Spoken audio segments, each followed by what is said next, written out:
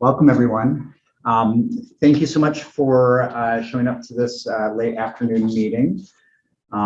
It's been a while since the Broadband Task Force has gotten together, but the work hasn't stopped. We've been continuing to work.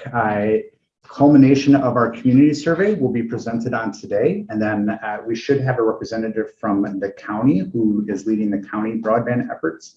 So my name is Adam Schmitty, who will present on updates related to county efforts for broadband.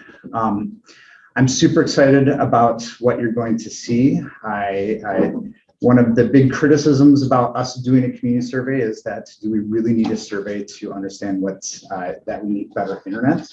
The answer is no, but then the question is, how do we most effectively target the needs of our community? And are the needs of our community uniform? Do we all just need better internet, or might there be things that we should target first in terms of prioritization? So I think you're going to see some absolutely fascinating and also sad results. But this is the type of stuff that will help drive us in terms of moving forward. Again, this is a very complex field in terms of building, improving broadband and the infrastructure throughout our communities and our state and the nation. We know this as the task force since we had all sorts of, we spent hundreds and hundreds of hours looking at the landscape. And when we looked at this last year, it was very complex. Federal funding wasn't quite coming out the door yet. So we've been learning a lot. But I think right now, especially with partnership with the county, we're at a position where we should bring the group back together and really think about how we can position ourselves well, how we can be a good partner with the county and our neighboring townships, and more importantly, effectively go after funds to meet the needs of our citizens. So with that said, I want to introduce our partners at Public Sector Consultants. This is Tim and Dana. Yep. Sorry, there's a third one. And so I will hand it off to them. So again, thank you for joining us. Great. Good afternoon, everyone, and thank you, Jason. Appreciate it. As Jason said, I'm Tim Dempsey. I'm a vice president with Public Sector Consultants. We're a Lansing-based public policy research firm. We're a nonpartisan research firm, so we only sort of work on topics and issues to really identify the facts, right? We're not a lobbying firm. People use our information to advance and advocate for certain causes, but really what we try to do is provide solutions for communities and give them answers to complex questions, or sometimes just reaffirm maybe assumptions that they have about certain things, which I think, this sort of survey falls into that, right? We know that internet service in a lot of our communities, including in Bath Township, is inadequate in a lot of ways, but to understand that is important. And as far as, the need to do a survey, I think it's really important to keep in mind that, when you look at sort of securing additional funding for the community to establish internet service, or maybe establish it in certain areas or improve in others, that the federal government or state government and competitive processes, they like to see this sort of information. They want to know that the community really understands the needs. They want to know that you're sort of committed to that. And I think the work of the task force and the survey are the exact kind of things that help grant applications score really well. So we'll talk more about that at the end with recommendations. But my colleague Dana Roth, consultant on our team, is going to walk through most of the survey. But I just want to touch on the introduction here. And Jason really hit all these points. The task force was formed to develop the strategic plan for access. The survey is part of that, sort of understanding those needs. And really, with the goal of ultimately having more internet service that's accessible, it's affordable and reliable. We worked on developing the survey. One is a residential survey. The other one's a business survey. We're not going to spend really much time on the business survey. To be frank, we had pretty robust response rate on the residential, not as much on the business survey, but that information will be available for all of you to look at it. And the initial goal was to, talk to at least 400 households about this, which we exceeded. So that sort of sets the framework and the basis. Dana's going to walk through sort of some key findings and results and go over that. And then I'll wrap it up with sort of recommendations for moving forward, because that's the really next and really important step is where do you go from here to improve service. So Dana, turn it over to you. Okay, so for the survey distribution, all households and businesses within Bath Township were invited to complete the survey. So with the help of Miles and others at the township, we sent out survey postcards that had a QR code and also a link on it inviting them to complete the survey online. 3,490 households and 560 businesses received those postcards. The survey was in the field from the end of February to the end of March, and we received 755 total responses. So for the residential survey, that equated to about a 21% response rate.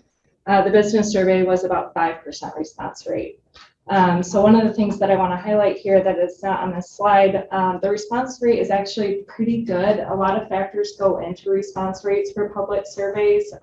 So the ranges there could be anywhere from on average 5 to 30%. So I think we hit some pretty good marks there. And based on our sample size, the number of responses we received, we reached a 95% confidence level. So what that's telling you is if we were to repeat the survey 20 times, 19 out of 20, we would see these same results.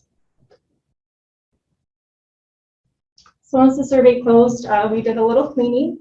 We wanted to remove any unqualified respondents. So basically anyone who wasn't living in Bath Township, that was one of the qualifying questions right up front is, do you live in Bath? Do you own a business in Bath? Anyone that did not meet those criteria were removed. Any blank responses, so anyone who actually clicked through the survey but didn't respond to any of the questions, they were removed. And then any duplicate responses from those who filled out multiple surveys from a single household. So we really only wanted to see one survey per household here for business. In addition to making sure that we received a great number of responses, we also want to make sure that the survey results were representative of the larger population of Bath. So we used a ranking weight methodology to weight demographic variables.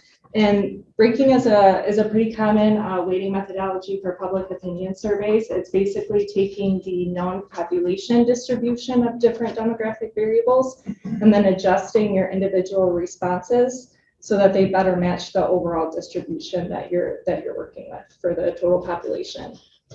So in order to determine which demographic variables to weight on, we used a chi-square goodness of fit test for each of the demographic variables to identify which ones would be appropriate for weighting.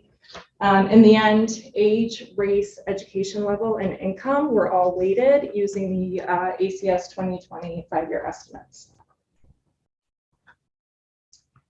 So some of the key findings here revealed that there are barriers that residents and business owners face with their current internet connections, how they use their internet connections to conduct personal work and business related activities, and the negative effects that poor internet connections can have on these activities.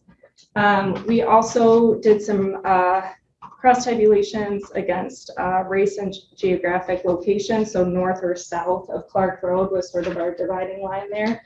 And we found some significant disparities among Bath households based on those two breakdowns related to internet cost, satisfaction, and the negative impacts of poor connections that people experience.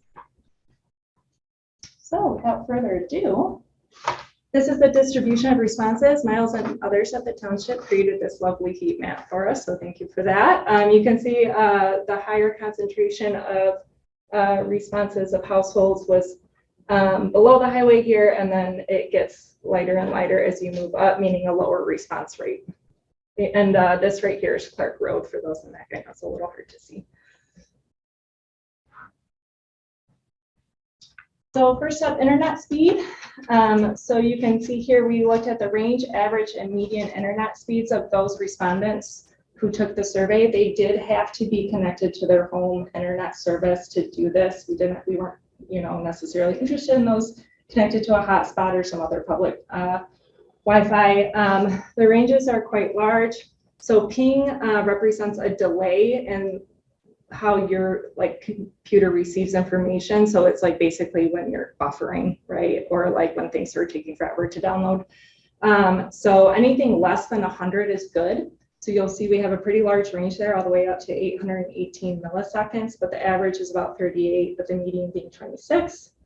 And then we have our ranges of the downloads and upload speeds. The FCC has put some standards out there for 25 megabits per second for download speeds and 3 for upload speeds. However, the ARPA funding has set a threshold of 100 being more desirable than that. So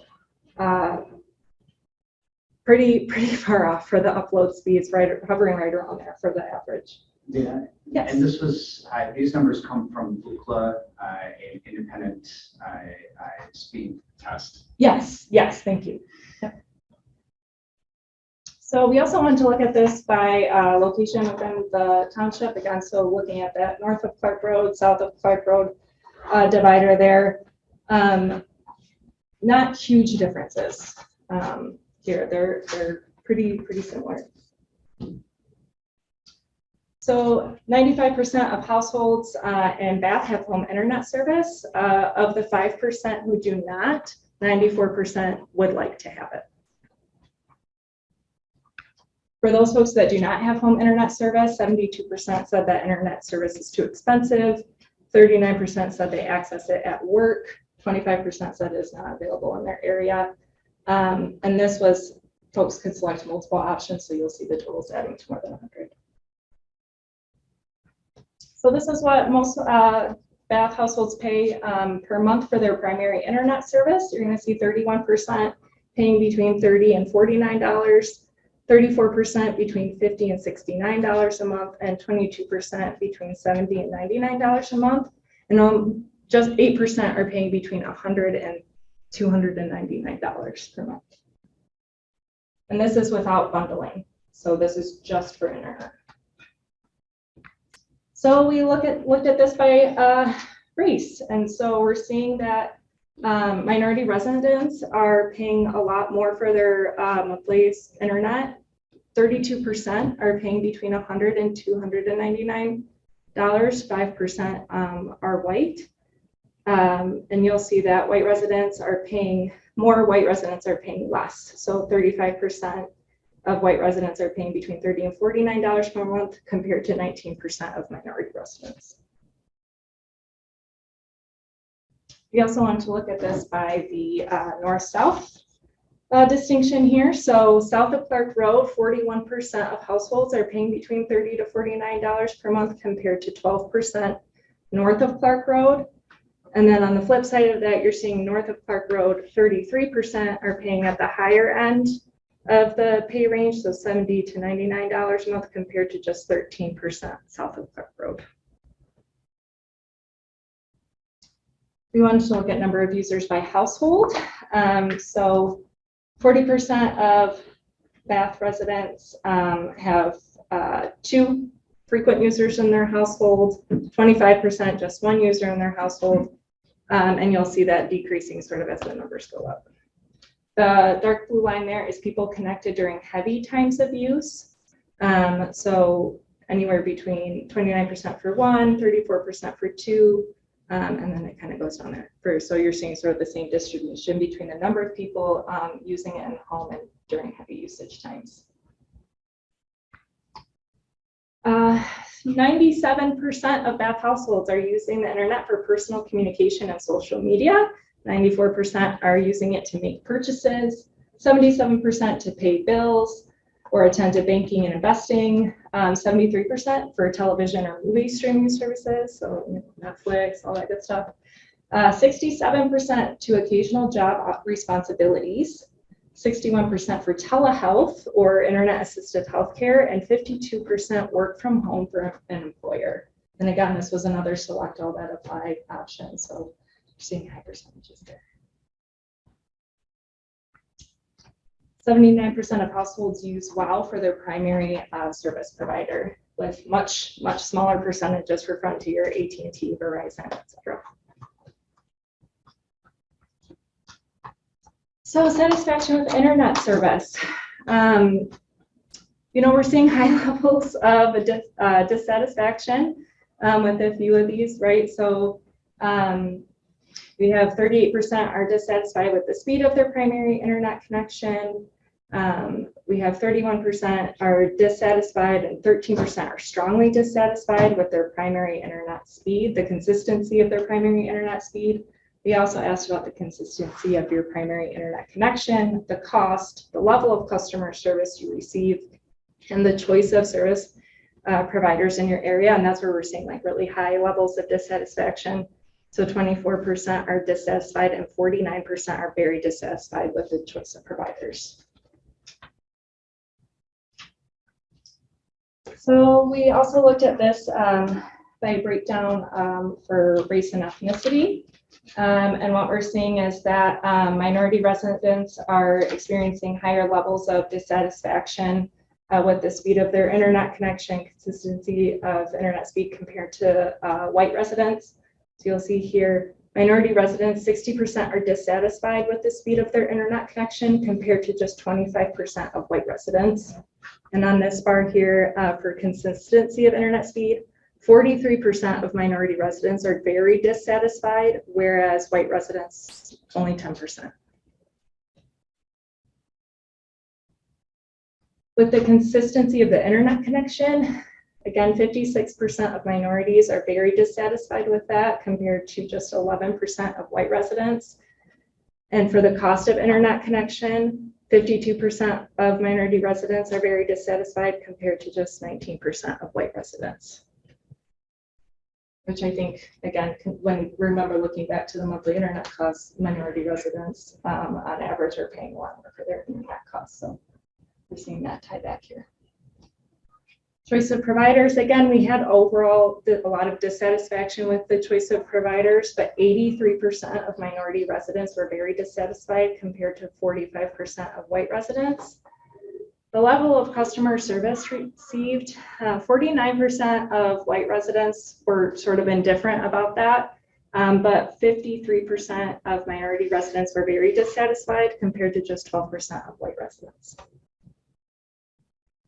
Okay, so we also did this by geography, right? So looking north and south of Clark Road, we're seeing south of Clark Road, people are more satisfied with the speed of their internet connection compared to folks who are north of Clark Road. This light blue bar here, 31% are dissatisfied, 18% are very dissatisfied, and there are smaller percentages of that for south of Clark Road. Same sort of trends here for consistency of internet speed. If you're south of Clark Road, these dark blue bars, 25% are very satisfied compared to just 5% of north of Clark Road. And then when you come down here to the dissatisfied, 32% north are dissatisfied compared to 28% that are south of Clark Road, 26% very dissatisfied compared to 7%. For the consistency of the internet connection, same trends here. People south of Clark Road are showing higher levels of satisfaction compared to those north of Clark Road. And then for the cost of internet connection, again, similar right here, right with the very satisfied, but then you start seeing those discrepancies again when you compare satisfied and dissatisfied. On choice of providers, south of Clark Road is going to lean a little bit more towards the satisfaction. People who live north of Clark Road, 66% are very dissatisfied. And the level of customer service received, again, a little bit indifferent with that. We see the most percentages here, regardless of location, being within the neither satisfied nor dissatisfied category. So the effects of internet service barriers, 44% of BAP households indicated that they missed out on online messages, discussions, or meetings with families or friends because of their poor internet connection. 30% couldn't complete a school education assignment or exam. 29% couldn't complete a job responsibility. 22% made a late payment or couldn't pay a bill. 7% lost a job opportunity. 4% couldn't start or maintain a business, though with the disclaimer that 42% said none of the above. So we looked at this by race and ethnicity. So minority residents, 83% missed out on online messages compared to 40% for white respondents. 58% couldn't complete an assignment compared to 29% of white respondents. 83% of minority residents couldn't complete a job responsibility compared to 24%. And what's interesting here, I think, to highlight is that 8% of minority respondents selected none of the above, where 44% of white respondents. If we move on. Yes. Reflect on this in terms of I couldn't complete a job responsibility or lost that amount of job responsibility. Just the disparities here related to what we are increasingly referring to as a basic infrastructure, like electricity or water. And to have this level of disparity between the folks of color versus folks who traditionally are not minoritized, white residents. And that's huge. That's absolutely huge, and also heartbreaking. These are the types of things that perpetuate inequalities in our nation. We also looked at this by geography. So folks that live north of Clark Road are experiencing higher levels of one of these things happening, right? Only 23% of folks who live north of Clark Road selected none of the above, compared to 53% of folks who live south of Clark Road.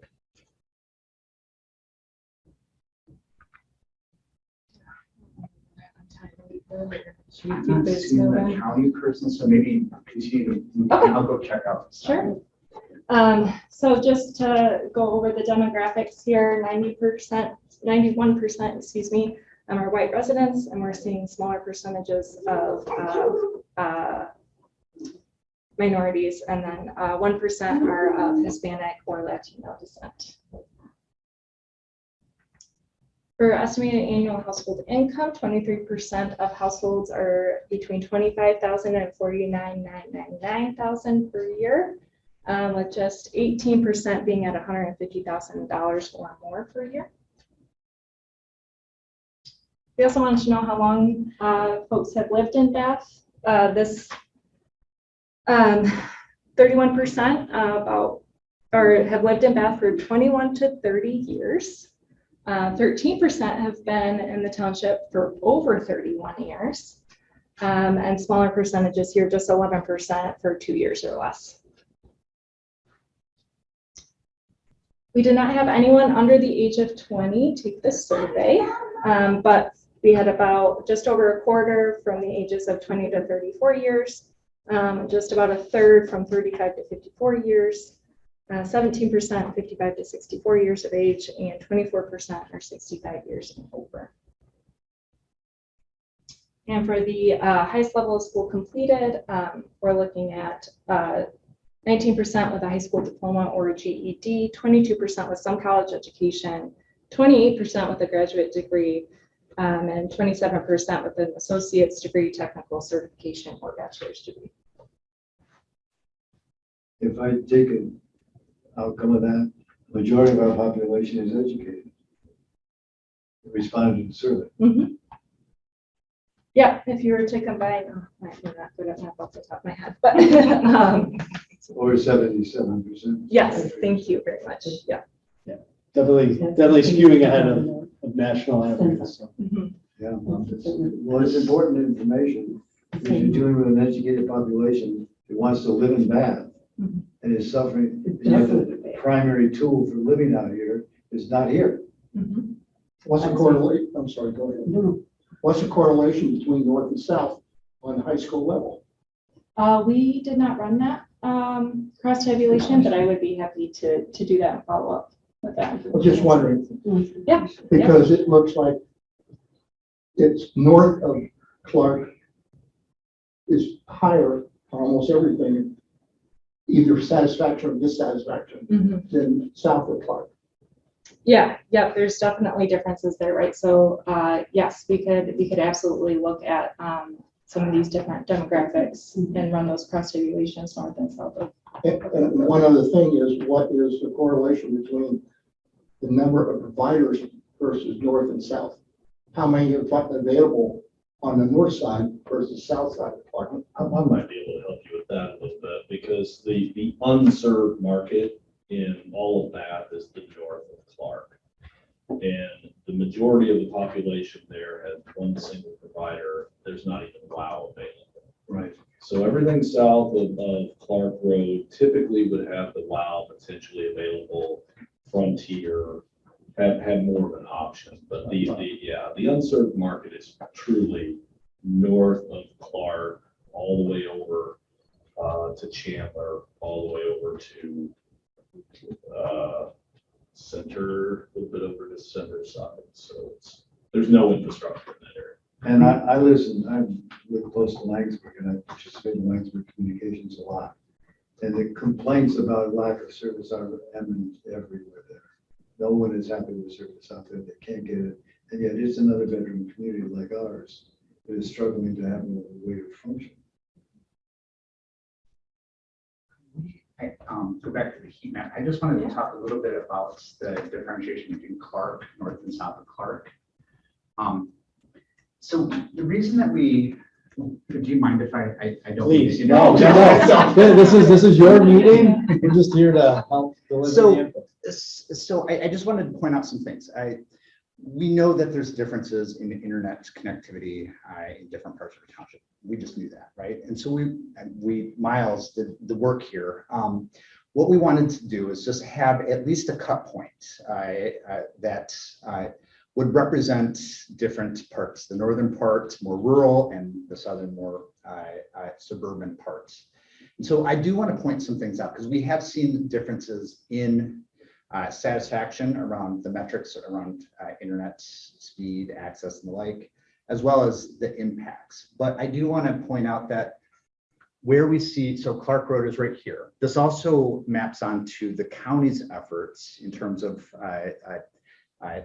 where they're prioritizing the partnership with Bath Township, and that is along Clark. They do have a little bit in terms of the rural, and that's a census tract. I think the difference, because there's 2 census tracts for Bath Township. But even north of Clark Road, what you're going to see is these pink areas. Those are the higher density of respondents.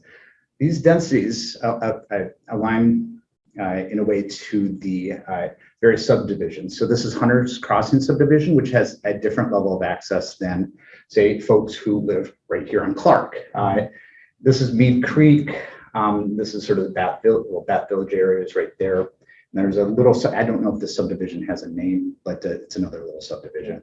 So even though we tried to cut the data between north and south, we're still representing that north data still is probably overestimating the true actual speed of those of us who live in the northern parts of the township. And many of you here live north of township. And then I know some folks actually, a couple folks at least, live actually on Clark. And so, I wanted to point that out, that as much as we can try to most accurately represent everyone, and there's still some limitations there. So the heat map is total responses. It's not proportion of responses, is it?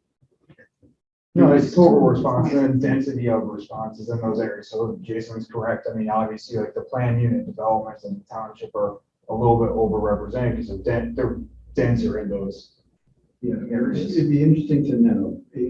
I'm not sure how it would be possible, but I mean, there's a lot. We have the data. Proportion of response to these areas, right? So how many people in the subdivision respond?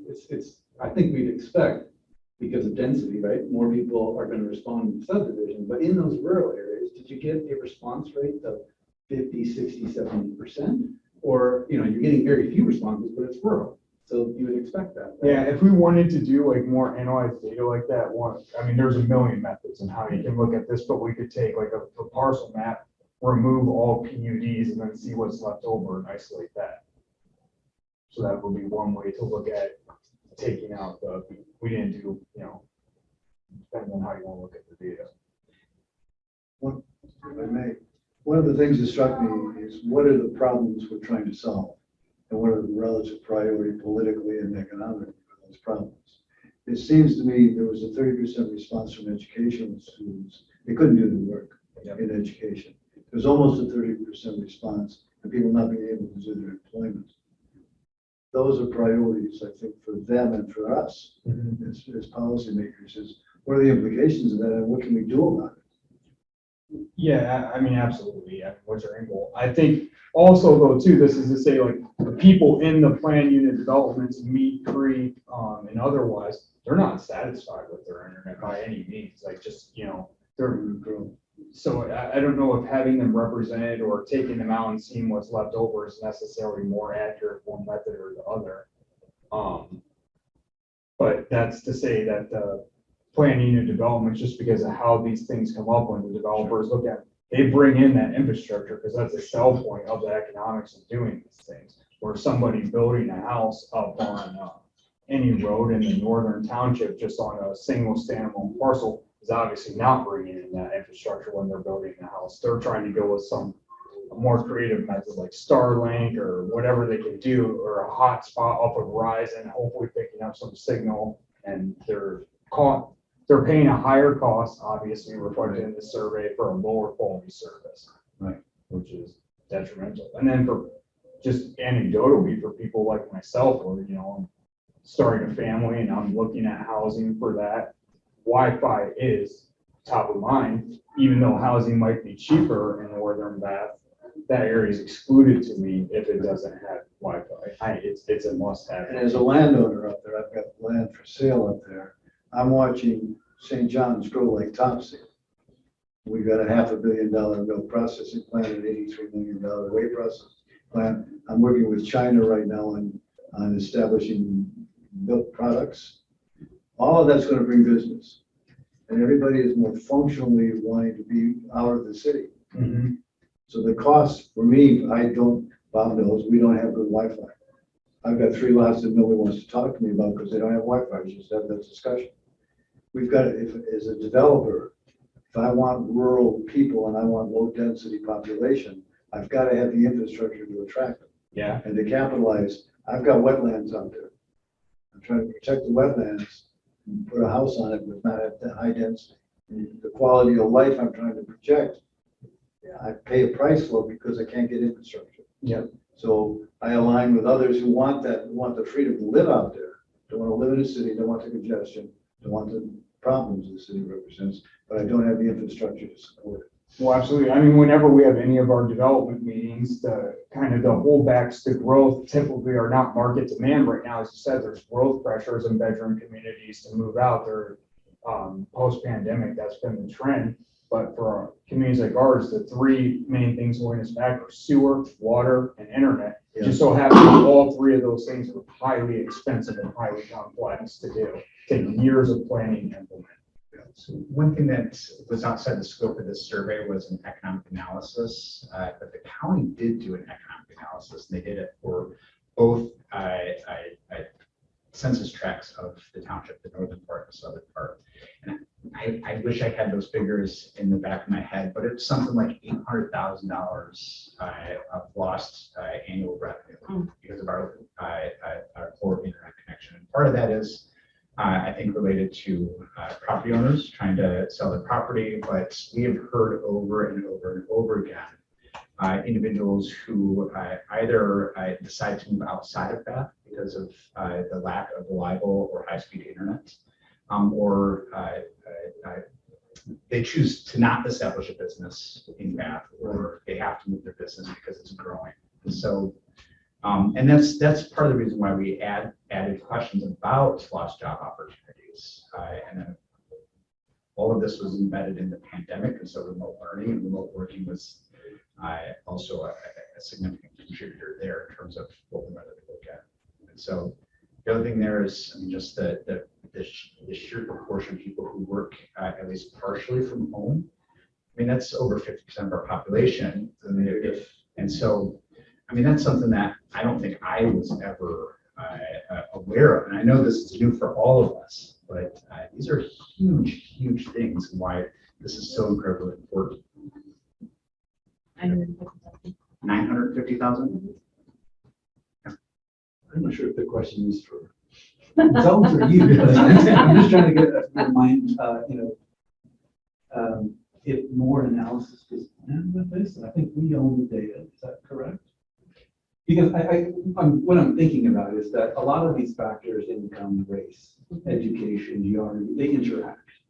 And it would be really good if we took a look at some of these key questions in a more kind of inferential. So the answer is yes and yes. Where out of respect for the identities of the people, because we do have identifying information, which is home address. And so because we contracted with an outside firm with a great reputation, we did that intentionally. Part of that is we wanted Bath citizens to feel comfortable answering honestly. And so the plan is, as I'm understanding it, and we've talked about this several times, is of course the data will be shared. Question is, and I think we agreed to not, that they wouldn't share the identified data in terms. And so where we'll want to probably have some articulation is, can we do a little bit more granularity of the location of the response without actually, to a degree that doesn't identify individuals or households. Is that fair? No, I think that's a fair assessment. Yeah, we agreed that we wanted to protect people's identity so they could be responsive without worrying about us sort of knowing individual households. And we want to respect and honor that. That's very important in today's world, I think, even more so given the invasion of privacy for other things, right? But we talked about providing a data set that was sort of sanitized for that, but would still potentially allow, we'd have to talk a little bit about some of the geography or some of the racial things and how that plays out and how far down you can go before you could identify something. So we'll be very careful with that. And also we have a county commissioner. I'm guessing that Clinton County is facing the same problems we are north of Clark Road. That they've got no real population density. They've got a huge area they have to deal with. And my question selfishly is, what do I have in common with Clinton County right now in their strategy? And how can I use it to take care of the people north of Clark Road?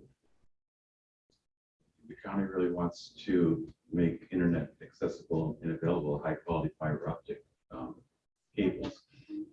So, and they're trying to figure out how to reach those populations that don't have access to it for pretty much the same reasons, for employment, for education type reasons. And I think the survey seems to be a little bit more tuned into the needs and to the possible distribution areas than what we've really got right now. We're still looking at it from a broader perspective and looking at how different townships are making plans to either be part of this internet connection or to not be part of it.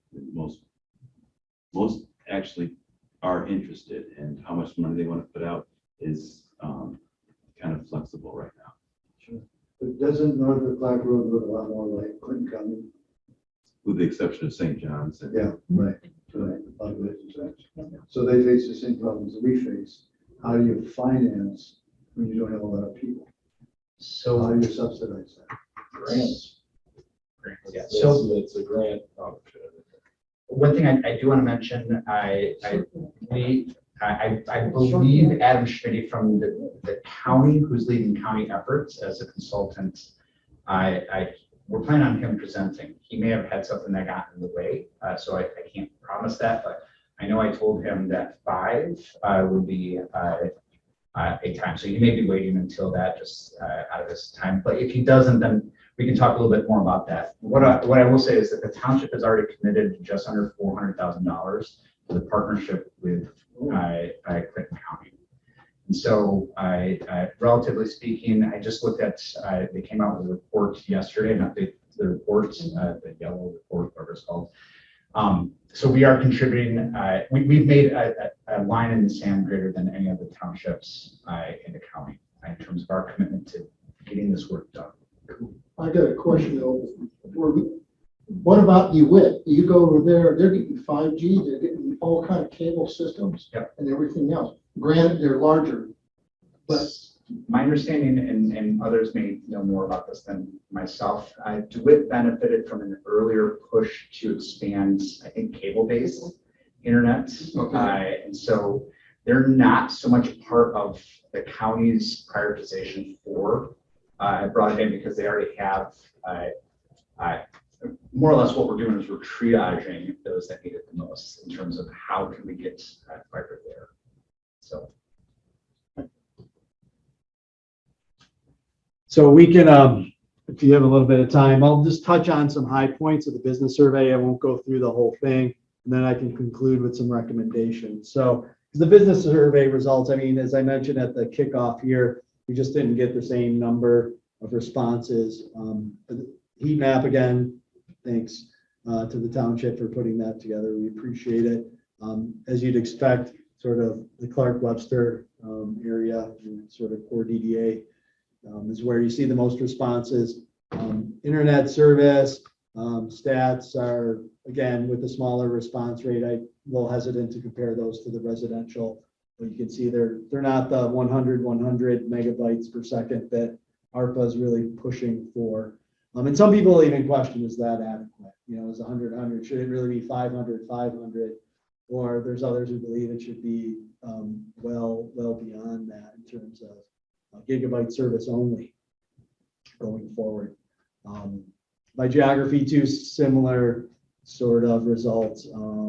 Sort of the ping rate is a little, I think, off, but again, smaller sample. The things I wanted to touch on, again, we'll have this. Prices, you see sort of higher percentages with higher amounts, but if you are a larger business, you may be needing to pay for more service potentially. But these are the things, one of the things I really wanted to hit on, just to sort of summarize things. Basically, this asks people, do they rely just on internet, or do they rely on internet and their internal system, sort of the both, or some aren't sure, but only sort of under administration, really 2 responses that said, we don't rely on any sort of internet for our work, right? And that makes sense, right? Every business now relies on internet with very, very few exceptions. The point here is that you have to have it to do business in today's world. You got to have access, and you got to have good access. Primary service providers sort of follow the residential, WOW and Frontier at the top with Verizon, ACD, and a few others coming in as well. Satisfaction, again, similar results. You have greater amounts of sort of on the dissatisfaction side of things for speed and the cost. Choice, of course, having the greatest level of dissatisfaction. A little bit different percentages, but similar results, right?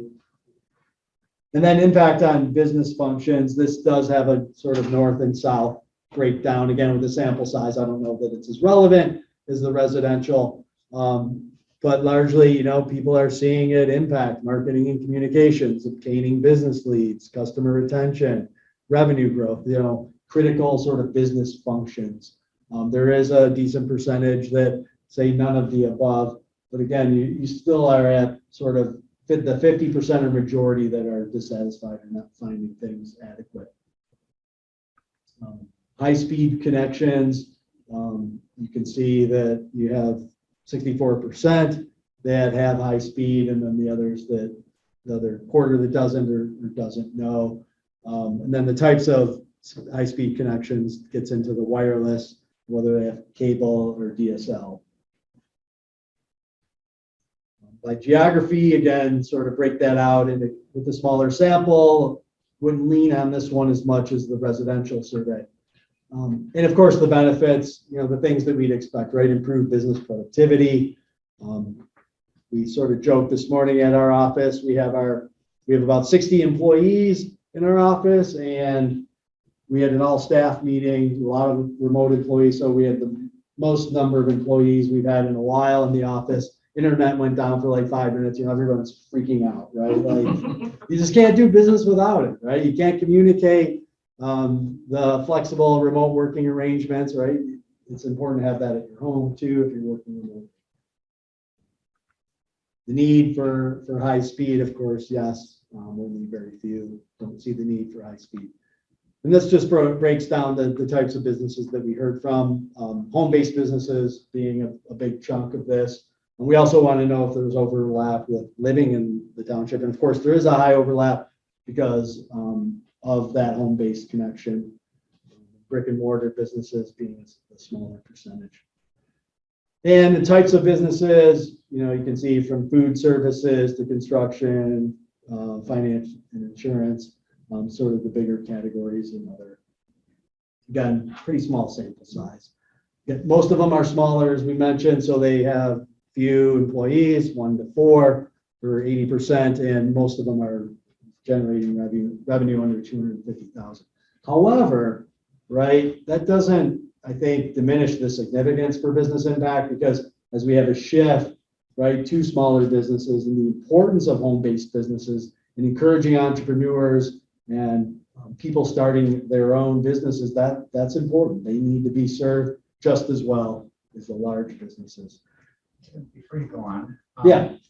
So you had a target number of businesses in the township. I want that to be highlighted, because I think that is a mind-blowing number to those of us who in the township.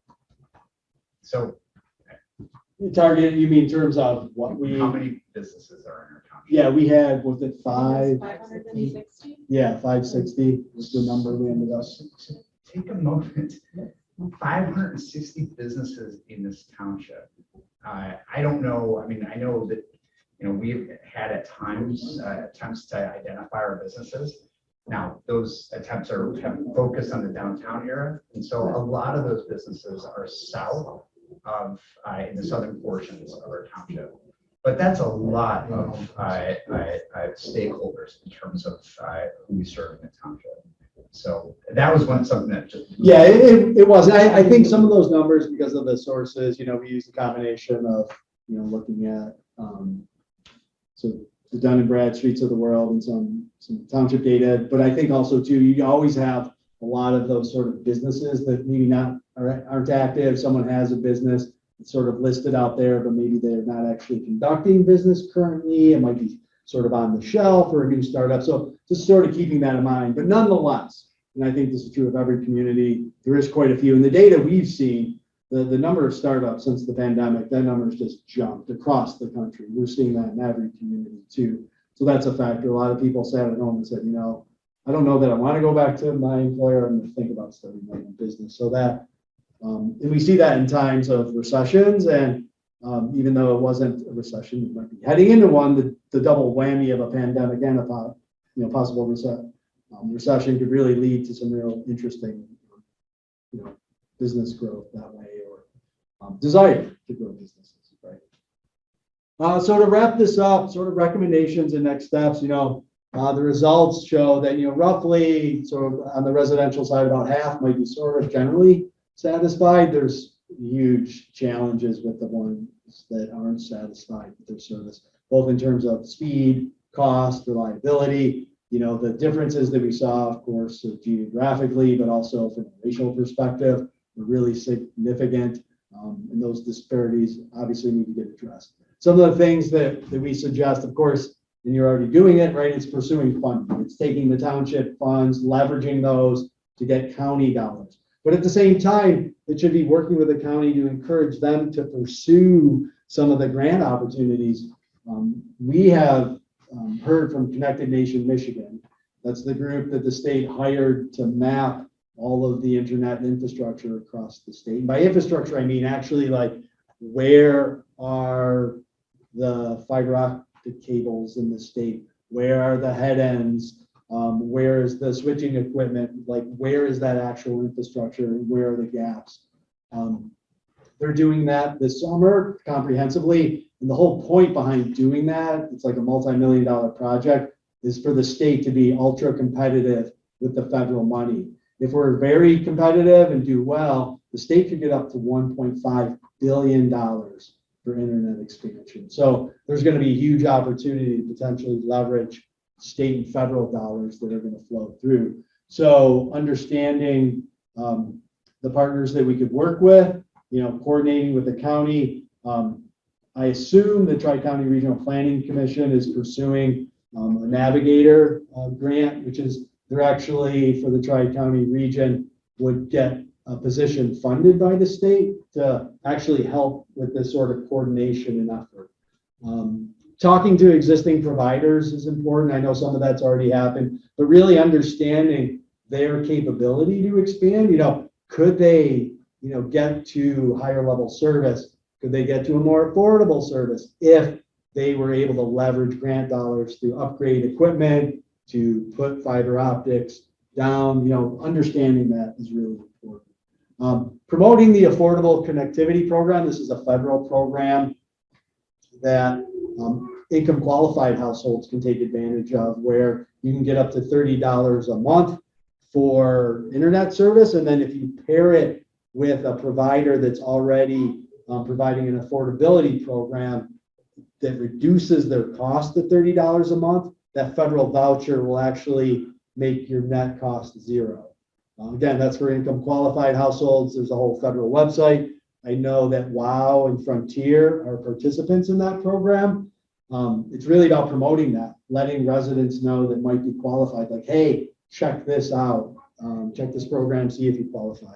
And then, it may be worth, and this gets back to the earlier question about sort of breaking down the data more, but thinking about some of the needs, in particular people of color, digging into that a little bit, like, why is that difference so great? We don't have the data here to sort of say causality or really know why, but whether that's some interviews or a focus group or follow-up survey to really understand that, I think is important. Like, why is that happening?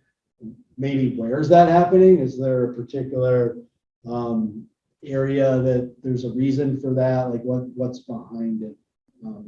Something that should be probably understood better so you can address it. So with that, if we have any more sort of questions of clarity or things that we can help shed light on at the beginning. Curious, with 69 or nearly 70% of the businesses being home businesses, are there like implications for that? Because as I was listening, I figured business in the traditional sense instead of a home business. So I'm just kind of weighing that. Are there any implications that might add to my thinking? Yeah, well, I think there's implications from the standpoint of, again, just the robustness of the service, right? So if I'm operating a business at home, let's say, I don't know, I'm an accountant, right? And I do my accounting work from home, and I'm now in the position where I'm doing a lot of file transfers electronically, but then I have children who might be using the internet, or, I have a spouse that maybe is streaming music, right? It's just more of a burden on the service, right? So if you're trying to do your just home internet things and you're trying to do these business things, you're just putting more demand. I think that's probably the biggest implication from a service standpoint, yeah. And I was curious, while you answered other questions, would you put back up the reasons why people are not choosing to get the internet? Because one of the earlier slides. Yeah. Go back to the rest of The home-based internet, that response rate might also be how we distributed the survey, because these would have been individuals who were also invited to the resident survey. So our methodology for reaching out to businesses could be improved in terms of more direct contact with the businesses and perhaps something that isn't just a static survey. That's not a criticism on you guys. That's just, and so we may have captured those home-based businesses that way. What does it cost a while? What does it cost for home versus business? We have any idea. The data should say. Yeah, it's probably around $165 for a small business, and then the average home price probably around $75. My guess, because I just keep up. That's about spot on. But because I was checking into the business, they kept offering, you want the business, and I said no, because if we have bad fiber optics, you pay all that money and you're still not getting a proper service. That's And the they cut biggest you off problem. after 25? Yeah. Or down speed, Is anybody talking to the providers about offering packages for people to participate with them in building infrastructure? A lot of people can't afford stuff. But I'm making an assumption that the more rural you are, the more independent you are financially. You have options that not a lot of poor people in the city have. Maybe bad assumptions. but I was wondering where I live, I was willing to talk to WOW or somebody about expanding capacity so that I could get good service. I want to participate in that. But there's no way to talk to WOW or Frontier. There's no interface between them and us. Call it Philippines. And that's really interesting because we live close to each other and we have no problem with Frontier and no problem with discussion. So I don't know what the difference, is.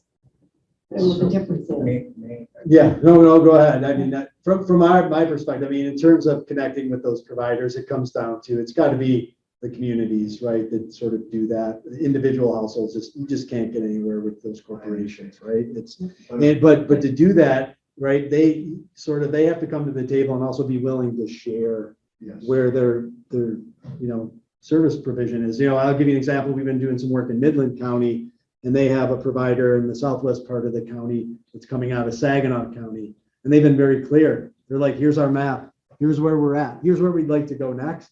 Here's how much money we need to do it. Right? And they're a great example, but a lot of these providers don't cooperate that way. I mean, it's not universal. I had reached one person who said it would cost you $2,500. He said, I'll talk to you about that. If you will offer a program that gets me decent internet and my share is $2,500, I'll talk to you about it. But you can't get back to that person. The company is not offering that interface. Yeah, no, they won't at the individual. They just don't. Economies of scale aren't there. So the economies of scale, but I do want to point out two things. One is we actually have a provider here. So Richard Lang is the president of Stellar Broadband, which is former SpartanNet.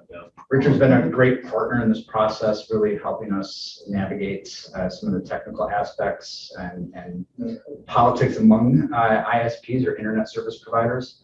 But we'll schedule another meeting for the county to present, because it's the county that's really taken lead on this. And when you said scales economy, what they're doing is they're pulling together all the townships of the county.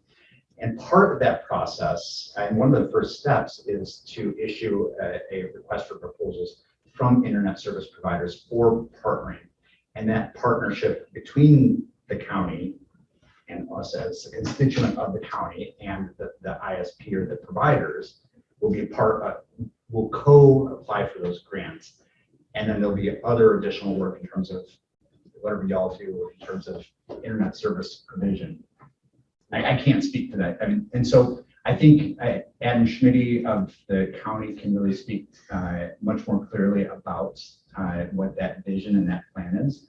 But it is something that's that is one, of course, necessary. And then, but I would also say probably at the same time, every community in the state is probably reaching out to all the providers saying, hey, please come to us first.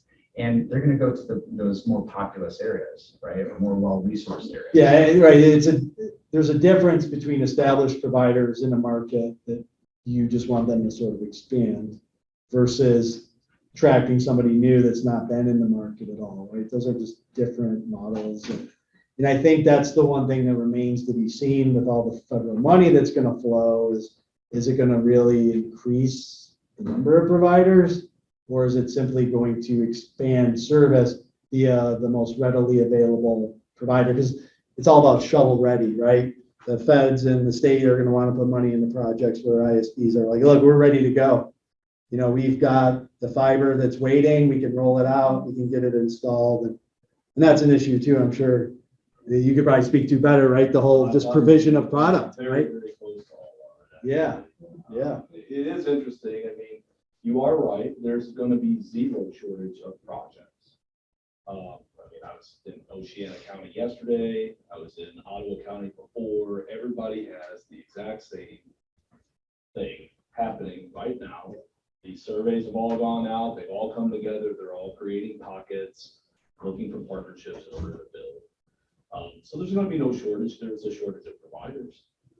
There's a shortage of folks that can actually deliver network.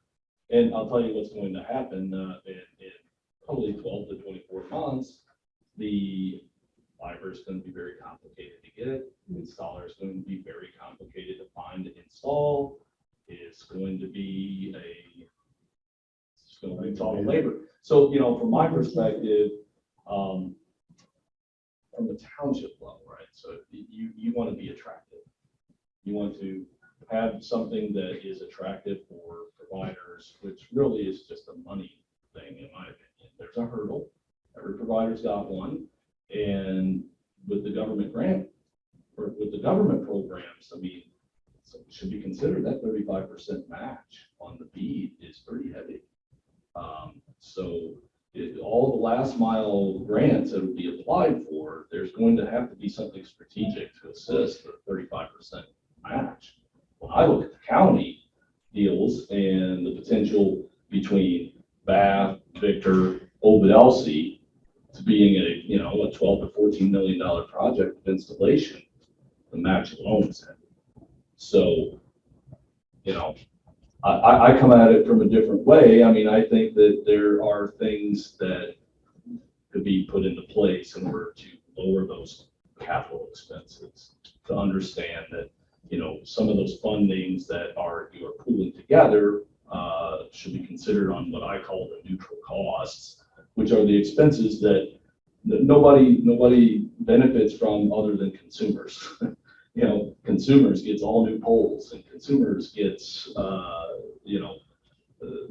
all that money and the recurring for attachment fees and all of those things that normally a provider like me would fund.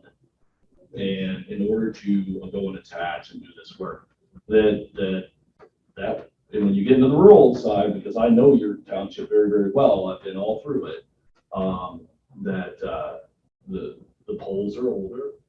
They've not been, they work just fine because no one's attached to them.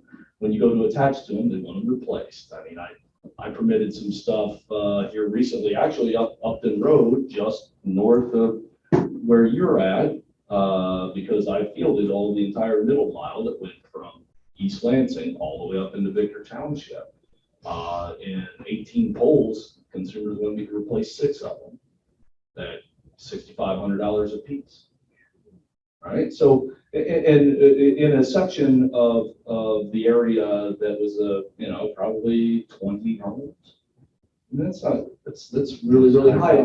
It makes up the installation interesting. So I don't know, it's food for thought as we kind of continue this journey together. It is a journey, and the government grants that are coming out, you get 3 that you're paying attention to from the government side, which is your digital equity and inclusion, your middle mile grant opportunity, and what they call the IIJA or the BEAD. I think the government wants you to pay attention to all of them, because all of them lowers the cost. And it's not just one type of solution, but I sat through a presentation with Connected Nation yesterday, and they had a lot of good things to say in regards to what's happening in the state, and that there is a $250 million purse sitting at the state right now for middle mile, and that maybe the funding is better, closer to home, so to speak, by applying directly to the state for some of these things. But I just look at it as money on the table. It's and it does stuff for like telecom shelters and, connectivity from shelter to shelter and shelter to central office and those things. And I just it's a miss, if you were able to acquire millions of dollars, it's just that the whole overall conversation. But, your partnership, the county's doing it. They're going to put out RFPs, and we'll take a good hard look at what that's all about. But, from my perspective, I look at it as what makes it attractive and what lowers the cost to make it to a hurdle that is works for some of these rural areas. Good question. Absolutely. When you talk about your 12 to 15 million, we just go to that point. And you have all kinds of grants, and that's covered. What is the homeowner going to pay? So, I think that, very, very valid question. I can tell you, and just based on your survey results and being in the industry for 25 years, You know, the average rate per unit that goes into a home, if it starts getting anywhere from $50 to $75, that's what the income on an internet service looks like in gross. So if you start getting above that, then the homeowner's not going to take the service regardless of what you put in there. Well, that's where I was kind of leaning. Right. Where- So, but where are you? right, the capital expense in order to deploy, you want grant monies, you want And they run assistance from out. the counties, you want, yeah, in order to then kind what of do you want? lower it. But it's such a generational opportunity Okay. to go and apply for. I see zero, like if you do not deploy fiber optic internet service at the highest quality and speeds today, then that's also a miss, right? You can't settle on anything other than that. And I'm surprised that your actual survey results that had people at 87 megs, because anything north of Clark is a frontier service of 3 megs. If you're lucky. Right, and I know this because I live out there, right? So, you know, I'm one of these unserved households that moved out here because I love to live out there and have suffered. I've got the most amazing internet service at my job and my business, and I live in a spot that is very difficult to deploy. And Paul, you know, I spoke with WOW, and they were going to connect me, one household, $10,000 bucks, and with a business account in order to do it at $150 a month. It wasn't concerned about the price per month, because I'm already paying it from AT&T. But it's a big bill. It's a big bill. Yes, so you mentioned 300, and because I have a first name basis with a term coming out constantly from Frontier, he did a little magic and enhanced it to almost 600. He called central office, they did a little maneuvering, and all of a sudden, I'm up to 450, and I said, oh my God, I can't believe I'm getting that high speed. Well, I don't understand. well, I'm shocked why they can because do it. when you say 400, I think that's 4. Not 400. Well, when you Holy consider it, normally I'm getting, when I do download, it's 280 around that time. And if I'm lucky, 100 going up. When they changed it, I'm up to about 450 and about 120 upload. Now, how can they all of a sudden do this? If I'm paying for 6 and I'm only getting 3, all of a sudden I get an enhancement. That's what they call it, enhancement. By just calling the central office, well, your bill won't go up, it'll be the same. Yeah. Well, how nice. Well, I mean, just knowing what I know about DSL service alone, right? I mean, DSL is this service that, you know, when you first install it, all clean lines, all clean infrastructure is going to run at the most optimal speed that you can, which to my understanding with what I was getting out on the Frontier was like 3 megs. Right. 3 megs by, you know. If you're lucky. Yeah. And that, but that's just the infrastructure that they had in place. So they've got a chassis that's sitting at the central office that deploys that kind of service. And in order to get better, they have to replace it all. But ADSL's got its limitations from distance and everything else. And then it slowly starts to degrade, you know, and then you restart it and try to sync up at the same speed. So it really is deprecated technology anymore, the DSL. That's what Frontier and what all the telephone companies had to use out in the areas. Let me throw one at you. I was a lobbyist. One of the things I learned as a lobbyist is if you take care of the producers, people with the systems, and make it win-win, you win. So from where you're sitting and what you just said, what should the township and the county be doing for you through us? Well, I think that the county is advocating for the township. You know, I've been very, very close to this project. You know, I work with Victor Township extremely closely. We did apply for a public-private partnership and grant with Stellar in order to build fiber optic internet service to every single resident in Victor Township. It's 1,363 residents. Cool. We weren't funded for the NTIA, but I don't think we were funded mostly in part because of all the B grants and everything else coming down. And then our price per household was hitting around $5,000 a house.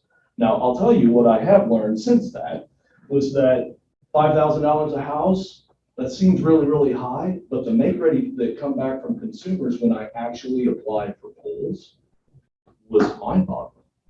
I mean, the prices that I've never seen ever, and I've been doing it for 20 years. So I was like, you know, what it did is it didn't force this idea that you're not going to use some of those poles. You're not going to go and replace a pole for Consumers Electric for $6,500 a piece to deliver internet service. So then it drives your infrastructure to go underground. Then all of a sudden you're going to drill and you are going to plow and you are going to put pipe all through the county roads in order to deliver the service. Which would be cheaper, wouldn't it? Not necessarily, no, because you're supposed to be able to attach to a pole and put up infrastructure for, you know, $3.50, $4 a foot, and that's what your cost is. Your underground price is 3 times that. Yeah. Right? So, you know, from my perspective, I'll do underground. I do underground when I gotta do underground. Typically, if I can attach the poles, it's cheaper. And, you know, but now it's gonna be a hybrid style of installation. And when you start to plow it, well, I got a house on this side and I got a house on that side and I got to plow both, right? You know, to start servicing everybody.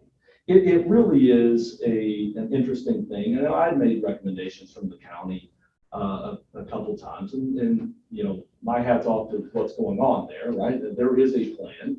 And eventually there will be a partnership in place. And if it's not even us, I mean, we will apply. I mean, we intend on doing it. But if it's not, then it'll be somebody who also is going to have your best interest in mind. That's your hope. But that I had recommended that you apply for all of it.